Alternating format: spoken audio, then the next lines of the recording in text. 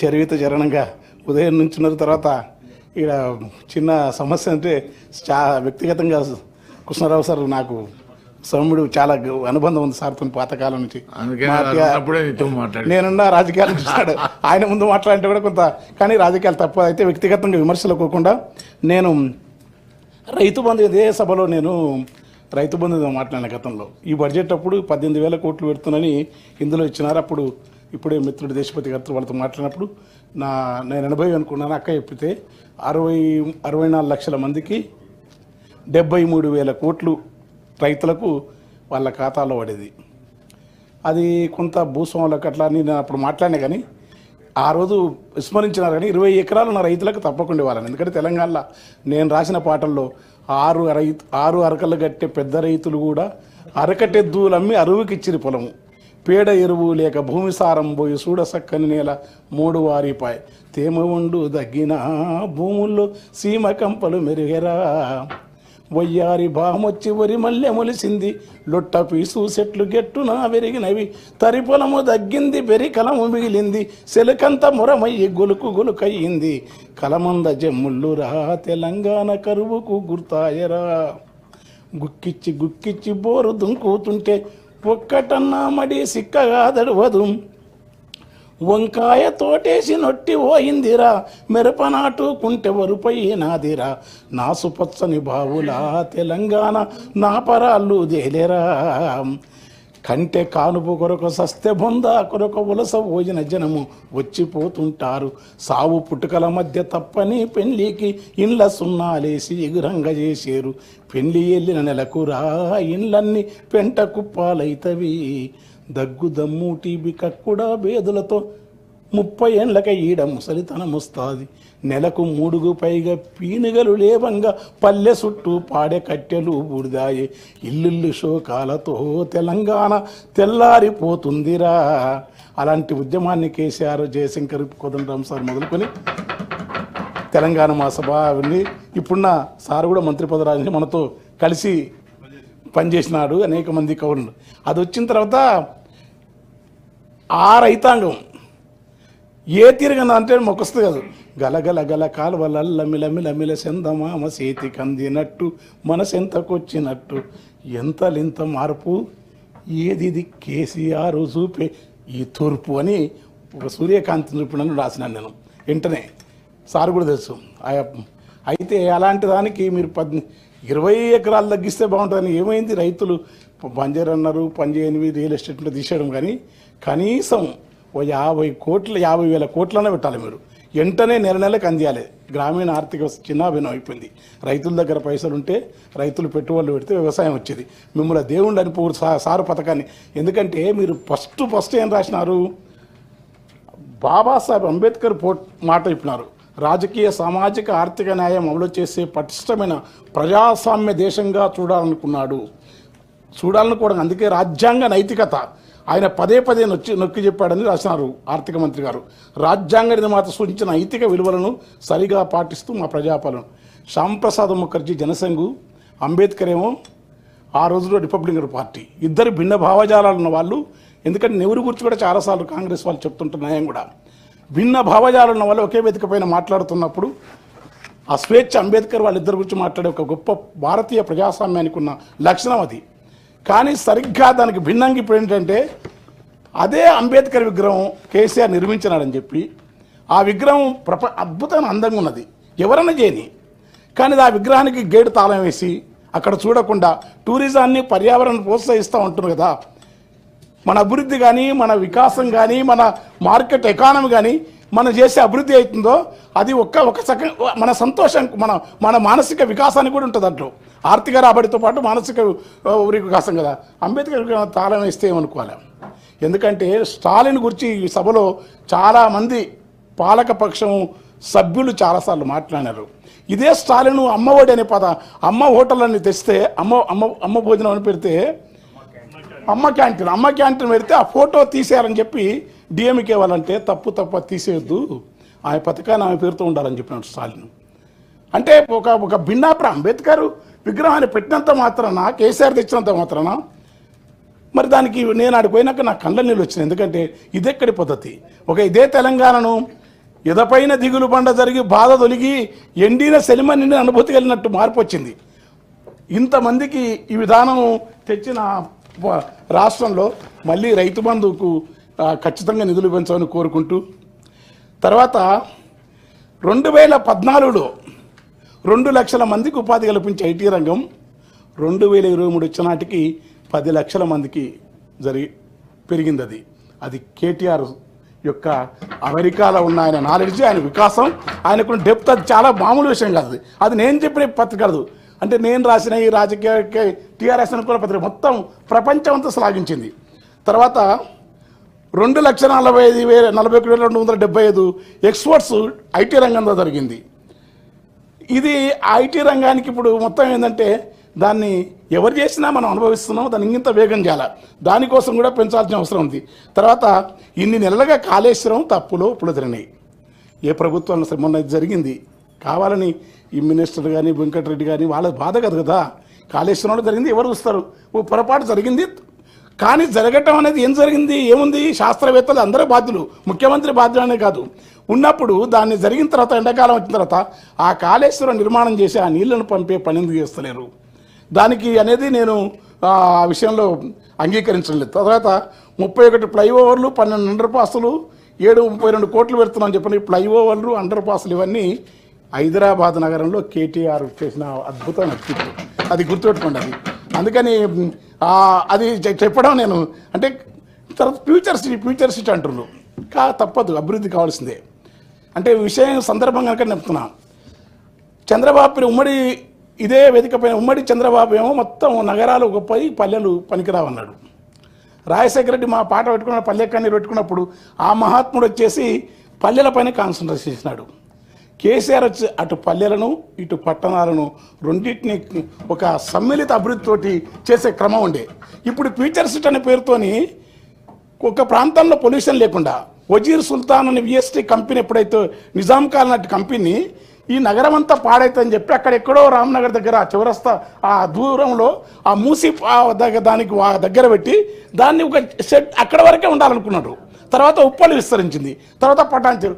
కానీ ఇవాళ నీవు మొత్తం పారిశ్రామిక హబ్బును, ఫార్మా హబ్బును, ఫ్యూచర్ సిటీని మనుషుల నివాసాలను కలపడం అనేది ఫార్మా కంపెనీలను ప్రపంచవ్యాప్తంగా ఆయా దేశాలలోని ప్రజలు ఆ ప్రభుత్వాలని అభివృద్ధి చెందిన దేశాలు వ్యతిరేకిస్తున్నాయి, అంగీకరిస్తలేవు, అనుమతులు ఇస్తలేవు. ఈ ఫార్మా కంపెనీలను ప్రపంచం అంతా, ఎందుకంటే ఇప్పటికి సరిపోయిన మస్తు మందులు ఉన్నాయి. కొత్త జీవితం అంటే మెడిసిన్ కంటే రోగం కంటే రోగ నిరోధకమైన అంశమే ప్రాధాన్యత వహిస్తూ ఉంది. ఇవాళ అంతర్జాతీయ వైద్య ప్రమాణాలైనా ఇక్కడ డాక్టర్ గారు మిగతా కానీ ఇంకా మందులు కుప్పలు వేయాల్సిన అవసరం లేదు. మందులు ఉన్నాయి, అద్భుతంగా ఉన్నాయి. కాకపోతే టెక్నాలజీ అంటే సిటీస్ కానీ అవి కానీ అవన్నీ చేయొచ్చు. కనుక కొత్త ఇప్పుడు మందులు కావాలా, అది కావాలని చెప్పి వాళ్ళు దేశాలలో పొల్యూషన్ దాన్ని తీసుకొచ్చి మన దగ్గర పెద్ద పెద్ద హబ్బులు ఎవరు పెట్టినైతే మళ్ళీ దాన్ని పెట్టి దాన్ని ఏం చేస్తున్నాడు, అదే ఎక్కడో పెట్టిన కేసారు. ఇప్పుడు 7,000 ఎకరాలలో మొత్తం దాంట్లో నివాస యోగ్యాలు అవన్నీ. ఎందుకంటే ఇదంతా నాకు ఒక సామ్యం, అమరావతికి దీనికి ఏదో సామ్యం కనపడుతుంది నాకు. ఫ్యూచర్ సిటీ అమరావతి, ఎందుకంటే అమరావతిలో అదే పని చేసినారు. ఈ సామ్యాన్ని వీళ్ళు రూట్స్ అన్నీ, ఎందుకంటే నాకు చాలాసార్లు ఇప్పుడు జరుగుతున్నదే ఒక సామాజిక వర్గం. అసలు ఇందులో బడ్జెట్లు ఏంది, అభివృద్ధి, సంఖ్యలు, డిమాండు. ప్రతిసారి ఒక తెలంగాణ ఆత్మగౌరవాన్ని, తర్వాత కవిత్వాన్ని, కళను కూడా మాట్లాడతారు. మాట్లాడాలి, మాట్లాడకుండా ఉండరు. ఒక సామాజిక వర్గాన్ని వర్గీకరణ లేకుంటే సారీ అందులో కొన్ని సారీ ఒక వెనుకబడ్డ వర్గాలని అన్నారు అనుకో, వెనుకబడ్డ వర్గాలని మాటలు మొదలుపెట్టిన అనుకో, వీళ్ళు మాట్లాడుతూ ఉంటారు.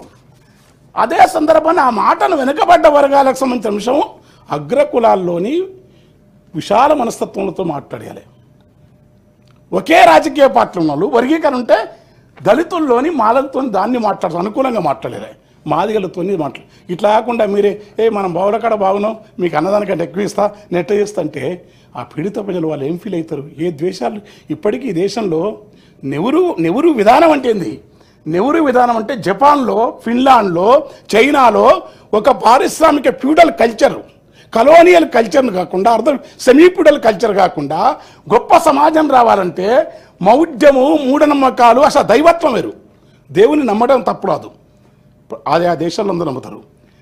ఎంత చాలా తక్కువ కీటలకైతే నాకు తెలిసి ఈ సాంస్కృతిక శాఖ 650 కోట్లు ఇచ్చినారు. మంచోడు పిల్లలు పోరాటం చేసినారు, జీతం అని తీస్తారా అని తీస్తారో, కళాకారులు మొత్తుకుంటున్నారు, నౌకరు లేని వాళ్ళకు ఇంకా కొన్ని అదనంగా నియామకం చేయండి. తర్వాత తెలంగాణ అంటేనే సంస్కృతి. తెలంగాణ ఎంత భూములు ఉన్నాయి, ఏం బట్ట కట్టినరు, ఎన్ని బిల్డింగులు ఉన్నాయి, ఇదిగా తెలంగాణ అంటే ఏంటంటే కాళోజీ. తెలంగాణ అంటేనే ఒక జయశంకర్, తెలంగాణ అంటేనే రామదాసు, తెలంగాణ అంటేనే ఒక దాశరథి, తెలంగాణ అంటేనే భాగ్యరెడ్డి వర్మ, తెలంగాణ అంటేనే రాకమచంద్ర వెంకటదాసు, వేపూరి హనుమద్దాసు, అహ్మదుద్దీన్. ఇంకా అట్లా చర్చ ఎక్కువ నా పాండిత్య ప్రతాపం చూపదలుచుకొని తెలంగాణ అంటే కల్చర్ ఉన్న ఈ నేలపైన ఎంతో మంది గోరటంగానే కాదండి, గోరటంగానే కంటే వేరే కవులు చాలా మంది వద్దు.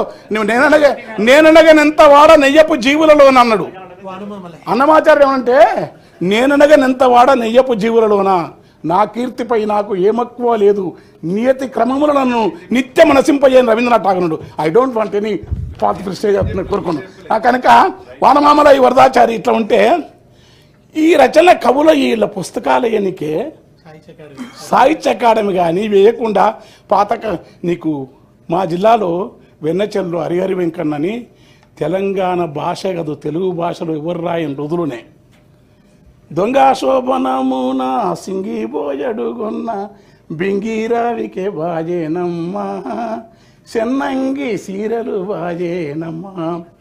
ఈ చెన్నంగి చీర, బింగి రవిక, ఈ పదాలన్నీ మార్కెట్ సంస్కృతిలో మున్ను పల్లవ కాంతాలు కట్టిన సీర లెల్లా దాసుట వింతాలు ఉన్నాతమైనట్టి పొన్నాను నేకిన వెన్నుని గోపాక.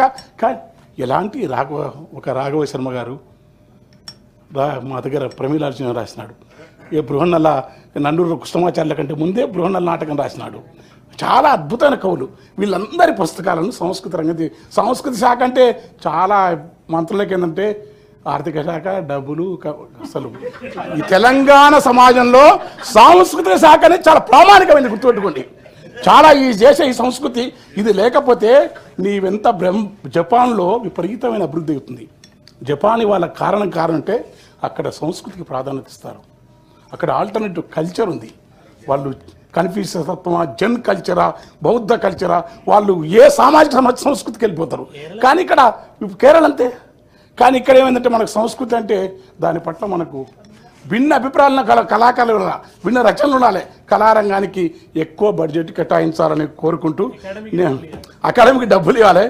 చివరి గంటే హరితారం పచ్చని నాకు ఊర్లో పోతే ఆ చుట్టుపట్ల పచ్చని పసరు గాలి, పచ్చనైన పసరులంపే గాలి, పల్లెనమిలేనే పిట్టెలు చెట్లు చిరునవ్వు వన్నములు సాంద్రత గంధములు పున్నాగ దర్శన గన్నీరు పుల్జిరులు ఆకుపచ్చన లేత వగరు వాసన పూతలు గుబురు గుబురుల కాతలు గురువందరు నుపోతలు పరిమళపు మొగ్గలు పల్లె బుగ్గన సుక్కలు కూసిన మొగలిపాదులు. రేక అద్భుతమైన ప్రకృతి. తెలంగాణ అంటే ప్రకృతి, తెలంగాణ అంటే కల్చర్, తెలంగాణ అంటే ప్రజాస్వామిక సంస్కృతి, తెలంగాణ అంటే స్వేచ్ఛ. మీ నాదర్చడు తెలంగాణ అంటే ప్రజాస్వామిక భిన్నమైన భావాలు కదండి. భిన్నమైన భావాలు అంటే అంబేద్కర్ విగ్రహాన్ని దర్శింపజేయండి. మీకు విమర్శలే కాదు, నాకు ఇచ్చిన నన్ను పాప నాకు రేవంత్ గారు నేనంటే ఇష్టం. మా ఊరి పక్కన నాకు అవార్డు ఇచ్చినాడు, ₹1 కోటి ఇస్తే ఇస్తే ఇచ్చినా ఎక్కువ నాకేం బాధలేదు. కానీ నాకు ఇస్తారని చెప్పి నేను ఏమనకుండా ఉంటా అంటే నేను తిడతంటలేను. నా అభిప్రాయాలు నేను చెప్పుకునే స్వేచ్ఛను కోల్పోయానుకో అంతకంటే అన్యాయం ఉండదు. కనుక విస్తృత కవులకు పెద్దపెట్టి వెళ్ళాయి. ఆ ఇల్లు కూడా ఏంటంటే కేసీఆర్ కొంచెం ఎక్కడ జరిగిందో 1,00,000 ఇళ్ళు కట్టినారు, 70,000 ఇచ్చినారు, ఇంకా 20,000 ఇళ్ళు ఇవ్వాలి. ఆ ఇళ్ళలాక మీరు ఒక అదే స్థాయి లేకుండా కొంచెం ఆ ఇల్లు అంటారు దళితులకు ఇవ్వాలి. తర్వాత విపరీతంగా సోషల్ మీడియాలో భయంకరంగా రెచ్చగొడతాం చూస్తుంటారు మీరు. దాడులు జరుగుతూ ఉన్నాయి, గడబడలు జరుగుతున్నాయి, పోలీసులు చూస్తుంటారు, మర్యాదలు. ఏంటది పద్ధతి? ఏ మతాన్ని కూడా నేను రాముని ఇష్టపడతాను, అల్లా అంటే పూజించకున్న ఆరాధన ఉంటుంది, క్రీస్తుని ఇష్టపడతాను, బుద్ధ భగవాన్ని ఇష్టపడతాడు. ఎందుకంటే కోటిలింగాన శాతవాహనుల యొక్క రాజధాని కోటిలింగాల. క్రీస్తు పూర్వం 570 బుద్ధ భగవానుడు తన అక్కడి నుంచి రాక ఉత్తరాభారతం నుంచి వచ్చిన తన జీవిత కాలంలోనే తెలంగాణలో బౌద్ధం వెలసిల్లింది, జైనం వెలసిల్లింది. తెలంగాణ సంస్కృతి సహనానికి ఈనాటికి సహనం ఉందంటే కారణం అది. ఇన్ని డబ్బులు పెట్టినావు, యాదాద్రికి ఇన్ని ఇస్తున్నావు, 100 కోట్లు ఏదో ఇంకో దేవాలయం పెట్టినారు, మంచిదే, తప్పు కాదు, ఎందుకంటే ఇవ్వాల్సిందే. ఆ జిమ్మో వైటలు కూడా ముస్లిం సోదరులకు ఇచ్చారు, కరెక్టే. బుద్ధ భగవానుని యొక్క విగ్రహం అక్కడ శిథిలాల్లో 2000 సంవత్సరాల క్రితం నాటి నాగార్జున కొండ కానీ, కోటిలింగాల శిలాశాస్త్రాలు కానీ. చరిత్ర అంటే బౌద్ధం కదా. చరిత్ర అంటే ప్రపంచంలో మతములలో అత్యుత్తమ మతం ఏందని ఒక సర్వే జరిగితే ఈ మధ్య వచ్చింది, మీరు చూడండి సోషల్ మీడియాలో, బౌద్ధ మతం అని చెప్పినారు. బౌద్ధ మతం ఎందుకంటే పానాతి పాత వీరమన శిఖాపదం సమాధి అన్నీ ఆపుతాను నేను అంటే, మందు తాగొద్దు, ఒకటి గుంజుకోవద్దు, ఒకరి నిమిష పెట్టొద్దు, నీవు బతుకుతీరులను బతకలేమన్నా మహోన్నత తత్వం. ఎత్ర ఆకార కృత గుణాస్తే భగవంతని మీరు అంటే, ఆ బుద్ధుని యొక్క మోమం చూస్తే సగం నేరాలు పోతాయి. గుర్తుంది, మీరు భూటాను వండి బుద్ధుడు విగ్రహాలు, బుద్ధుని ఆలయాలు ఎక్కడో ఆ మనిషిలో ఈ యొక్క మత్సాలు పోతాయి, అర్షడ్ వర్గాలు అవుతాయి. సాక్షాత్ శంకరాచార్యుని కూడా జ్ఞానవసగిన సిద్ధనాగార్జునుడు పుట్టిన మహోన్నతమైన శూన్యవాద తత్వాన్ని, ప్రతిత్య సముత్పాద సిద్ధాంతాన్ని ఇచ్చిన నేలది సిద్ధనాగార్జునుడు. శంకరాచార్యునికి ప్రామాణికమైన జ్ఞానం ఇచ్చిన వాడు సిద్ధనాగార్జునుడు. సిద్ధనాగార్జున ప్రభావం ఉందా లేకున్నా అభినవకుడు పూర్ణాద్వైతుల కాశ్మీర పండితుడు ఇక్కడి నుంచి వచ్చినవాడు. అనేక ఉద్యమాల ప్రభావం ఉన్న ఇలాంటి నేల మీద ఒక మానవీయ సంస్కృతిని ఇవ్వాలంటే వెంటనే అంబేద్కర్ విగ్రహాన్ని ఓపెన్ చేయాలా, అయిపోయింది. నేను అభివృద్ధి జరగాల. తర్వాత అన్నిటికంటే మూసీ నది, నా బాధ ఏంటంటే మూసీ నది చాలా అందంగా ఉంటుంది. ముచ్చుకుందుడు, రంగారెడ్డి, అది అనంతగిరిలో పద్మనాభుడు, దివ్యమైన మూసీ అందంగా పారుతుంటుంది. మూసీ చల్లదనం, మూసీ మీద కవిత్వం నాలుగు మన కవి ఎవరైతుండ్రో చాలామంది ఉర్దూ కవులు కానీ అలాంటి మూసీ నవిని దాన్ని కాపాడాలంటే ఎంత బడ్జెట్. మూసీ బాగుంటే లండన్ కాదు, మీకు డబ్బులు మూసీని కనుక అందగా చేయండి. ప్రపంచంలో అత్యుత్తమ ప్రాంతాలలో మూసీని కనుక సజీవంగా చేసి నిలబడి ఎక్కువ టూరిజం ప్లేస్ కాకపోతారండి. కానీ దాని పట్ల ఎందుకో ఉదాసీనత ఉంది. మూసీని పాడు చేసింది వలసవాద స్వభావం ఉన్న ఈ ప్రాంతం పైన వ్యతిరేకత ఉంది. మన నదుల మీద, మన జీవితం మీద, మన కల్చర్ మీద, మన మీద కోపం ఉన్న ఇన్నేళ్లు పాలించిన వలసవాద పాలకుని దెబ్బది. ఇప్పుడు మనం మూసిని సజీవ నదిగా మార్చాలంటే మూసికక్కడ రాడార్ దామచల్ర 5 లక్షల మొక్కలను కొడతామని వాళ్ళంటే దేశ రక్షణ మనందరికి ఇష్టం. వీఆర్ ఇండియన్స్, మనం అందరం ఈ దేశం కోసం ఉండాల్సిందే. అది ఆ విషయాలు మనకు తెలియదు. కానీ చెట్లను కొట్టకుండా ఉన్న ప్రత్యామ్నాయం ఉందా అని చర్చ జరగకుండానే, మేధావులతోని పర్యావరణవేత్తలతో మాట్లాడకుండానే సాక్షాత్ ముఖ్యమంత్రినే ఇస్తాం. ఆడ మూసీకి నీళ్ళు వచ్చే ఆ ఏరియానంతా కాలుష్యం చేసి ఈడ మూసీని కాపాడతారు, ఇల్లు గుడుస్తాను చెట్ల. ఆడకో ఆంధ్రకో ఎవరో ఆధారరహితంగా మాట్లాడతలేను. ఏదో ఒక యాక్టరు, వాడు మంచోడో చెట్టుడో ఇల్లు కట్టుకున్నాడు, ఇలాంటి వాళ్ళు పిలిచి కూర్చోబెట్టాలని మొత్తం కూల్చేస్తావా? కూల్చేవాడు ఇంద్రుడు కూలిస్తే మేషండు అనే పేరుంది.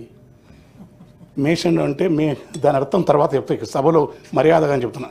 ఇళ్లను కూల్చే పని పెట్టుకోవద్దు, ఒప్పియండి, మాట్లాడండి. మూసీ నది అద్భుతమైన నది. ఎందుకు మాట్లాడుతున్నా బాధ అయింది నాకు. కట్టనీకే మీరు కడతారు, వానికి డబ్బులు ఉంటాయి, వాడేం బాధపడు. కట్టిన చేతులు, తాపి పట్టిన చేతులు, మట్టిని విసికే చేతులు, భూమి నుంచి నిర్మాణం చేసేది అంతస్తుల మేలుతో ఉండే అనంతమైన ఈ అద్భుతమైన ప్రగతికి శ్రామికులను అవమానించడం, శ్రామికుల ఆవాసాలను దెబ్బతీయటం, మూసిని బాగు చేయటం అనేది న్యాయం. అంటే ఎవరో మన బుద్ధిజీవులు, మేధావులు ఇక్కడికి వచ్చింది దాన్ని ఇలాంటి కంటే కూలుస్తాం, మేము కూర్చున్నాం, మూసిని బాగా వద్దంటలేము. కానీ అరే మరి ఆడ దామచ్చల్లా చెట్లను కొడితే ఎందుకు అడుగుతలేవు? లఘుచల్ల పొలాల్లో విషం బారిజానికి ఎందుకు వస్తుండ్రు? కనుక ఇలాంటివన్నిటిని చేసుకొని అయితే బడ్జెట్లో ఏ ప్రభుత్వం అయినా, నేను ఆ ప్రభుత్వాలను కానీ వ్యక్తిగతమైన విమర్శలు కూడా పేరు పెట్టి చేయను. నేను 3,04,09 మంచి బడ్జెట్ పెట్టినారు. మూలధనం ఉంటుంది, రెవెన్యూ రాబడి ఉంటుంది, రావాల్సిన అవకాశాలు ఎక్కువ ఉన్నాయి, అద్భుతమైన జీవితం. ఏదైనా బడ్జెట్లో ప్రశాంతత ఉండాలి ముందు గుర్తుపెట్టుకొని. భారతదేశం అంటే ఘర్షణలు అయితే, మతకాలాలు అయితే, కొట్లాటలు అయితే అంటే ఓడి రాడు. అది ముందు అక్కడే నార్త్ ఇండియన్ అక్కడ కొట్లాడుకోను. ఇక్కడ వచ్చి ఇక్కడ ఈ పంచాయతీలు పోయి ఉంటే రాజకీయ అధికారంలో మనం ఏ పార్టీని రాము, ఏ పార్టీ కానీ మీరే పోయి ముందే ఆడపోయి కూర్చొని ఇన్ని మాట్లాడి వస్తున్నవే. 41% మనకిచ్చే నిధులను మనం కట్టే జిఎస్టీ ఎంత, మనం వచ్చే ప్రత్యక్ష పరోక్ష పనులు ఎంత, నీకు తిరిగేస్తున్నది ఎంత, ఇన్నిసార్లు పోయి మీరు ఆయనతోని కలిసి వస్తున్న బడేబాయి క్యా బోల్ రా, ఎవరు అడగాలి బడేబాయిని, ఎవరు అడగడానికి ఏమవుతుంది ఎక్కడంటే చిన్న ఎక్కడైనా సరే స్టాలిన్ మీరు చెప్పినారు 100 సార్లు, స్టాలిన్ లివడ్డాడు ధిక్కరించి. నా భాష మీద, నా హిందీ మీద, నా హృదయాన్ని ఇది ఒక మాట్లాడితే ధిక్కరించినాడు. ఏం చేసుకుంటావు వేసుకొని చెప్పి తమిళనాడు. అందుకనే అది ఆధిపత్యాన్ని ధిక్కరించే క్రమంలో, ఉత్తరాది ఆధిపత్యాన్ని ధిక్కరించే క్రమంలో అది బలోపేతంగా నిలబడి గుర్తుపెట్టుకోండి. అందుకని తమిళనాడు వాళ్ళ ఆల్టర్నేటివ్ కల్చర్ ఉంది కనుక మరి మీకు ప్రజలు అద్భుతంగా కేసీఆర్ని గెలిపించిన ప్రజలంటే మామూలు ప్రజలు కాదు. ఇక్కడ గుర్తుపెట్టుకోండి, ఉద్యమాల నుంచి వచ్చిన ప్రజలు 12,000 మంది నెత్తురుతోని తడిసిన నేల ఇది. గుర్తుపెట్టుకోండి, మధ్య చెట్లకు మాటలు నేర్పి, ఉద్యమానులకు యుద్ధం నేర్పి, గడియల నుండి జులుమును తరిమిన గెరిల్లా దండు పోరాట యోధులు నడిచిన ప్రాంతం. భీమిరెడ్డి నరసింహారెడ్డి తన సమస్తాన్ని ప్రజలకు అందించి నిజాం నవాబ్ మీద నాగలెత్తి పోరాటం చేయ మహోన్నత రావినారాయణ రెడ్డి తన 500 ఎకరాలు ప్రజలకు ఇచ్చినాడు. గుర్తుపెట్టుకోండి, మిగతా ప్రాంతం ఇక్కడ కులం ఉండదు, ఇక్కడ మనుషులు వేరు. సర్వదేవ భట్ట రామనాథం ఒక బ్రాహ్మణుడు మొత్తం తన ఆస్తిని ప్రజలకు ఇచ్చినాడు. ఉప్పల మనసులు బిలాంగ్స్ టు మాదిగా 4 సార్లు ఎమ్మెల్యే, 3 సార్లు ఎమ్మెల్యే, చెప్పులు ఉట్టుకొని బతికినాడు. ఇక్కడ సంస్కృతి వేరు, ఇక్కడ జీవితం వేరు. ఇలాంటి నేల మీద, ఇలాంటి నేలపైన జులుము జరుగుతూ ఉంటే, అహంకారం జరుగుతూ ఉంటే, పెత్తనం జరుగుతూ ఉంటే ఎవరిని ఎట్లకెళ్ళి పెట్టుబడులు వస్తాయి, ఎట్లా మీ బడ్జెట్ వస్తుంది, ఎట్లా మానవ జీవితం సుఖమయంగా ఉంటుంది, దీన్ని ఆలోచించాలని కోరుకుంటూ ఎందుకంటే మీరు చెప్పిన మీ విధానంలో ప్రజాస్వామ్యం, ప్రజల పాలనక మరి అన్నప్పుడు నాలాంటి ఎందుకంటే నేను మీతో నన్ను పిలవకండి. చాలామంది అరగోపాల్ సార్ లాంటి వాళ్ళు మాట్లాడండి, ప్రజాస్వామిక వాళ్ళతో మాట్లాడండి, సమస్యలను మీరు పరిష్కరించరు. కానీ ఒకరిని గేసి ఒకరిని తీస్తాం, ఒకరి విధంగా ఇది ఈ పద్ధతి అవుతుందో ప్రజలకు అంతిమంగా మన అభివృద్ధికి, మన నేలకు, మన తెలంగాణ నేషన్ ఒక జాతి. ఇది గుర్తుపెట్టుకోండి. తెలంగాణ బౌద్ధం చేత, జైనం చేత, వరకవి సిద్ధప్ప చేత, అచలం చేత, అమనస్తం చేత, సిద్ధ నాగారం చేత, సాంఖ్యం చేత, మహత్తరమైన తాత్విక సాంస్కృతిక వారసత్వం చేత, విప్లవోద్యమాల చేత, కమ్యూనిస్టు ఉద్యమాల నిర్మాణం చేత, గాంధేయవాదులు ఒక కాళోజీ, పివి నరసింహారావు, లేకుంటే ఒక మీ మెదక్ జిల్లా కేవల్ కిషన్ లాంటి వాళ్ళ కేవల్ కిషన్ అనే కమ్యూనిస్ట్ జాతర చేస్తారు. గుర్తుకోండి, బందకి ఇంతమంది 12,000 మంది నేతృత్వం తరిసిన అనువు ప్రతి ప్రాంతం తరిసిన నేల, ఇంత త్యాగాల నేలను, తెలంగాణ కోసం ఒరిగిన నేలను ఏ యొక్క ఉన్మాదాలు, మరో రూపంలో వచ్చే అలజడులు, వీటిని ఆపడానికి శాంతి భద్రత అయినాక చూస్తాం కాదు. మీరు ఇంకా 10,000 పెట్టినా పెట్టండి, 10,000 కోట్లను పెట్టినట్టు ఎక్కువ పెట్టండి, కానీ ముందే జరగకుండానే ముందు ఆపే కఠినమైన పారదర్శకమైన పాలన అందించి తెలంగాణ ముఖ చిత్రాన్ని అద్భుతంగా ఉంచండి. దానికి వీరందరి మద్దతు అవకాశం పెద్ద ఆయనకు పాదాభివందనాలు.